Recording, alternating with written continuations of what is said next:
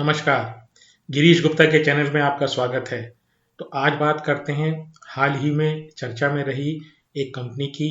इस कंपनी का नाम है एएसएम टेक्नोलॉजीज और ये कंपनी चर्चा में इसलिए रही कि कुछ तो इसके परफॉर्मेंस में काफ़ी सुधार आया। दूसरी बात ये है इस कंपनी का रिलेशन सेमीकंडक्टर इंडस्ट्री से है और तीसरी बात ये है कि भारत की जो सरकार है वो सेमीकंडक्टर इंडस्ट्री को बढ़ावा देने का काफ़ी प्रयास कर रही है।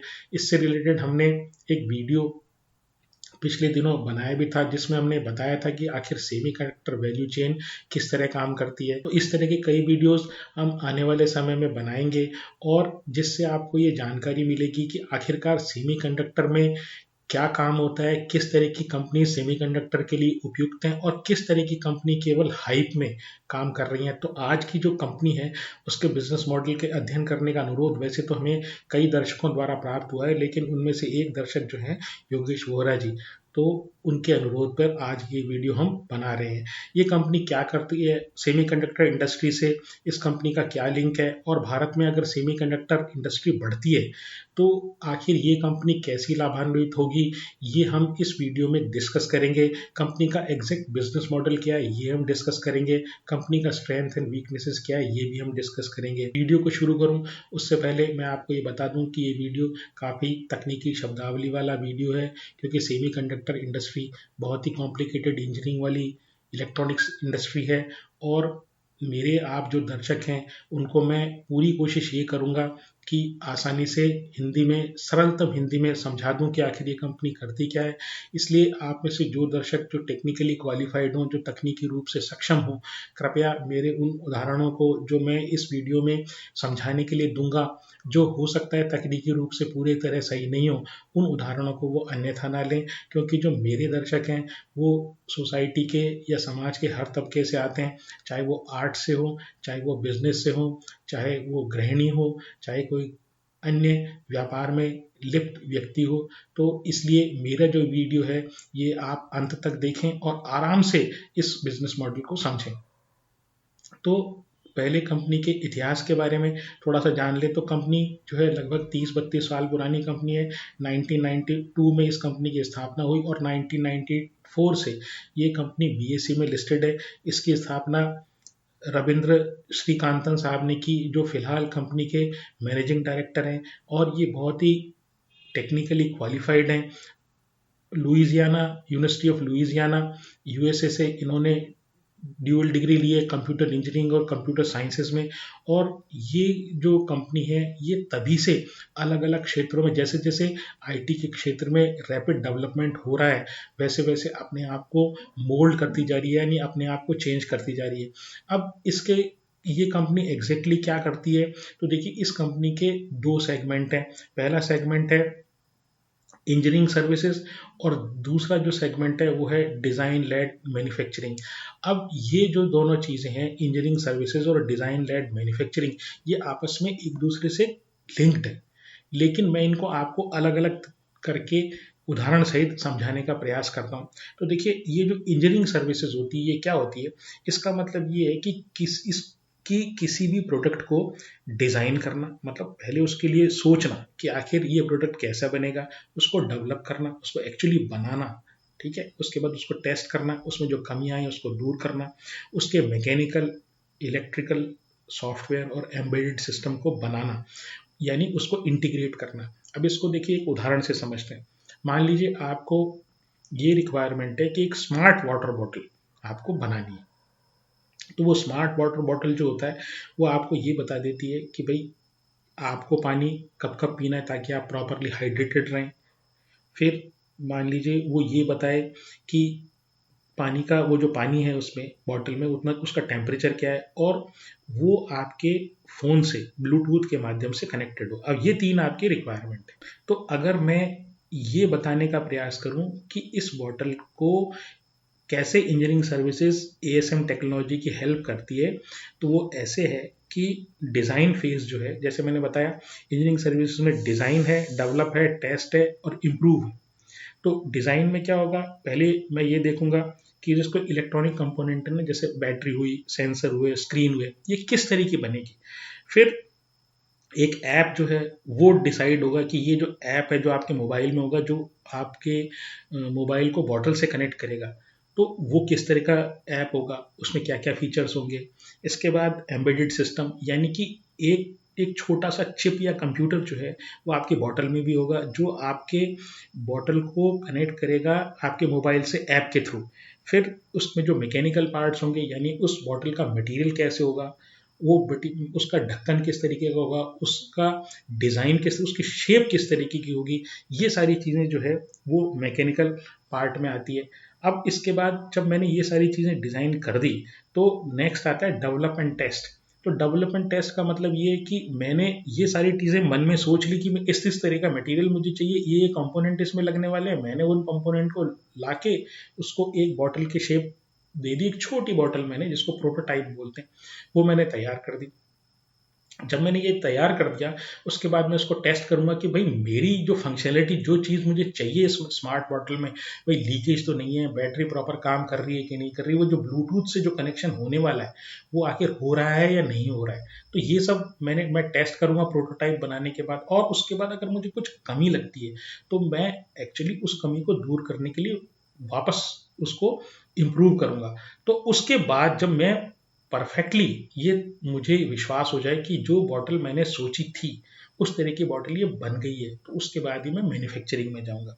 अब इससे क्लोजली लिंक जो है वो एस्पेक्ट है डिजाइन लेड मैन्युफैक्चरिंग। अब इसको भी एक उदाहरण से समझते हैं कि ये जो अपन ने पहला स्टेप लिया, यानी इंजीनियरिंग सर्विसेज वाला जो स्टेप लिया, ये बेसिकली डिजाइन है। अब डिजाइन लेड मैन्युफैक्चरिंग का क्या मतलब है, तो इसको समझने के लिए पहले अपन देखते हैं कि ट्रेडिशनल मैन्युफैक्चरिंग कैसे होती है।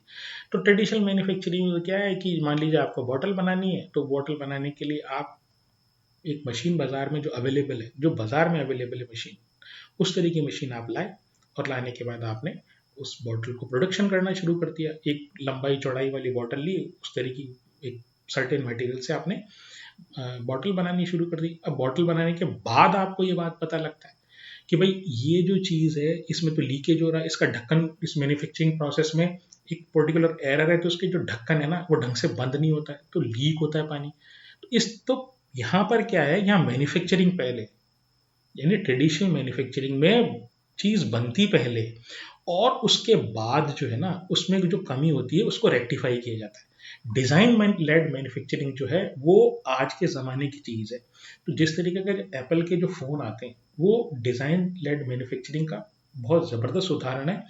वो मैन्युफैक्चरिंग सिस्टम जो है ना, वो डिज़ाइन जिस तरह की होती है उसी हिसाब से डिसाइड होता है। जबकि ट्रेडिशनल मैन्युफैक्चरिंग में आप मैन्युफैक्चरिंग पहले करते हो, और उसके बाद जो उसमें कमियां होती है ना, उन कमियों को फिर आप दूर करते हो। डिजाइन लेड मैन्युफैक्चरिंग से सबसे बड़ा फायदा ये है कि कंज्यूमर की जो रिक्वायरमेंट होती है, या कस्टमर की जो रिक्वायरमेंट होती है, एक तो उसको पूरा करती है। दूसरी बात ये है कि मैन्युफैक्चरिंग की जो कॉस्ट है वो ये कम करती है, क्योंकि उसमें जो फॉल्ट्स होते हैं, यानी कि जो डिफेक्ट्स आते हैं वो कम आते हैं।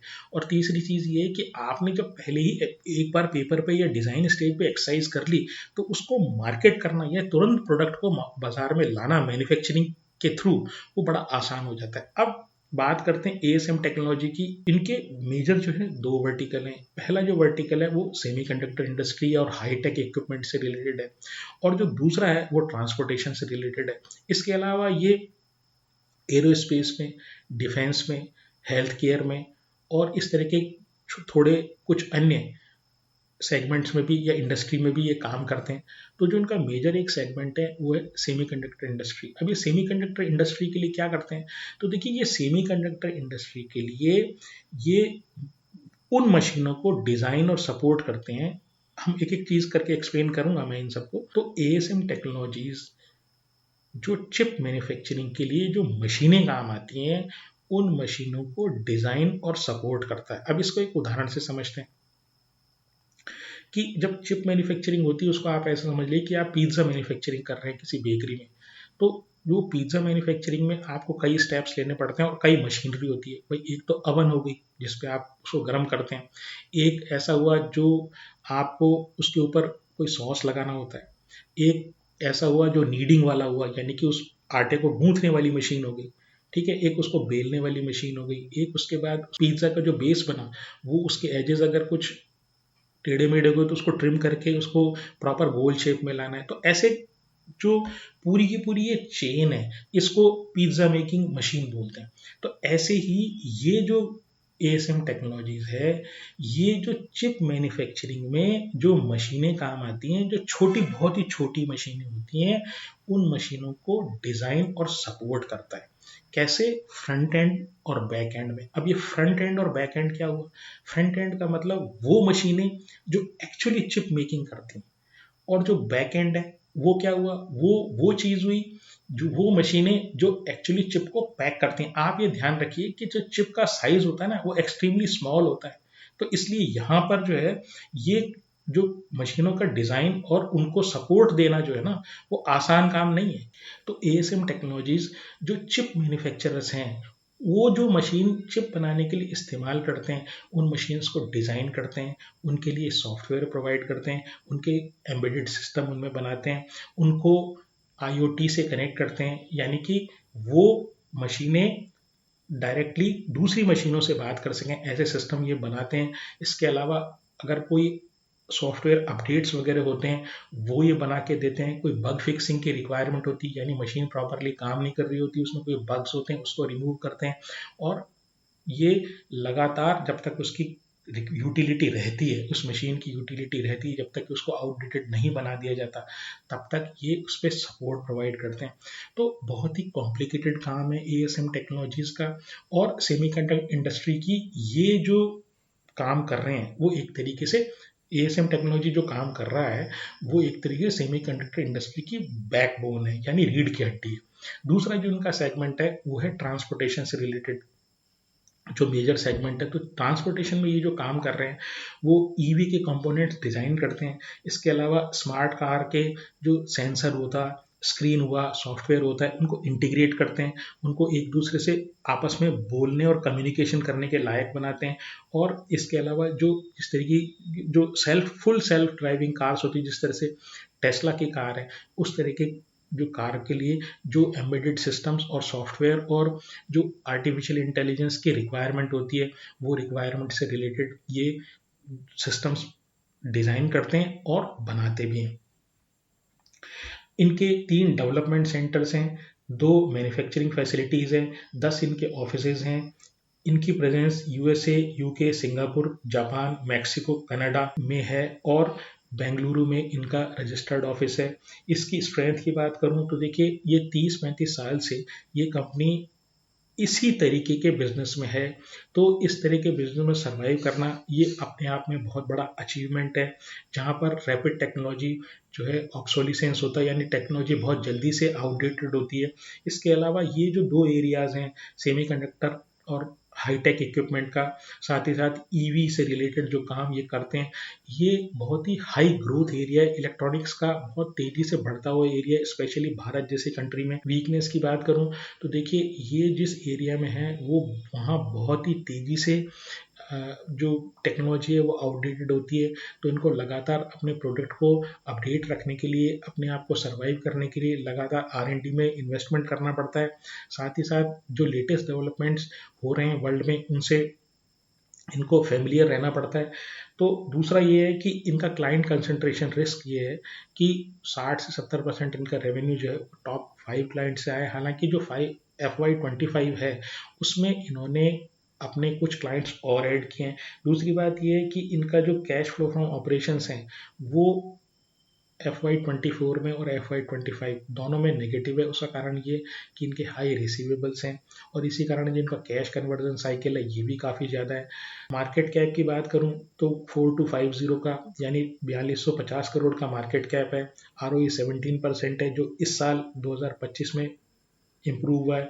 डेट टू इक्विटी लगभग आधा है, यानी हर 100 रुपए की इक्विटी पर 52 रुपए का इनके ऊपर कर्जा है। पी जो है वो 108 है। 3 साल की सेल इनकी 15% बढ़ी है। 3 साल का प्रॉफिट इनका 22% से बढ़ा है। प्रमोटर के पास 54.85% है।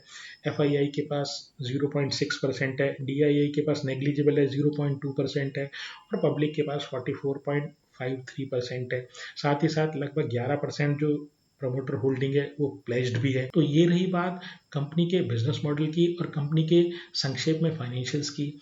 अब बात करते हैं, क्या ये कंपनी अगर भारत का इकोसिस्टम यानी कि वैल्यू चेन में, सेमीकंडक्टर की वैल्यू चेन में एक्सपेंड करने की कोशिश कर रहा है, यानी कि कंप्लीट वैल्यू चेन भारत में जो स्थापित करने की कोशिश की जा रही है भारत सरकार द्वारा, तो क्या ऐसी स्थिति में इस कंपनी को कुछ फायदा होने वाला है? बिल्कुल फायदा इस कंपनी को होगा, क्योंकि जो चिप फैब्रिकेशन की जो मशीनरी है, अगर वो इंपोर्ट की जाती है तो वो किसी भी चिप फैब्रिकेटर को जो भारत में निर्माण कर रहा है उसको महंगी पड़ेगी, और इनकी जो एएसएम टेक्नोलॉजी है, इनकी मशीनरी ऑफ कोर्स वो सस्ती पड़ेगी, इजीली अवेलेबल भी होगी। दूसरी बात ये कि क्या इस कंपनी के फाइनेंशियल इसके 108 की पी को सपोर्ट करते हैं या केवल हाइप है? तो देखिए, बात ये है कि सोशल मीडिया में यदि किसी इन्वेस्टर का नाम आता है कि भाई उसने इस कंपनी के XYZ नंबर ऑफ शेयर्स खरीद लिए, तो इससे आपको फर्क नहीं पड़ना चाहिए, क्योंकि ये आपको नहीं पता है कि उसने किस रिस्क एपेटाइट से इस शेयर को खरीदा है और क्या उसके मन में है। ये समझदारी नहीं है कि किसी के महल को देखकर अपनी झोंपड़ी जला दी जाए। हमें जब तक इस कंपनी में बहुत सस्टेन परफॉर्मेंस नहीं दिखती है और जब तक भारत में सेमीकंडक्टर का इकोसिस्टम वेल एस्टेब्लिश नहीं हो जाता है, तो एज रिटेल इन्वेस्टर हमें इस तरह के हाइप में 108 के पी में लेके कुछ हासिल होने वाला है नहीं। इसलिए आप कृपया निवेश करते समय अपने फाइनेंशियल एडवाइजर से अवश्य पूछें। अगर आपको मेरा प्रयास पसंद आया हो तो चैनल को सब्सक्राइब करें, वीडियो को लाइक करें और शेयर करें। आज के लिए इतना ही। नमस्कार, धन्यवाद, जय हिंद।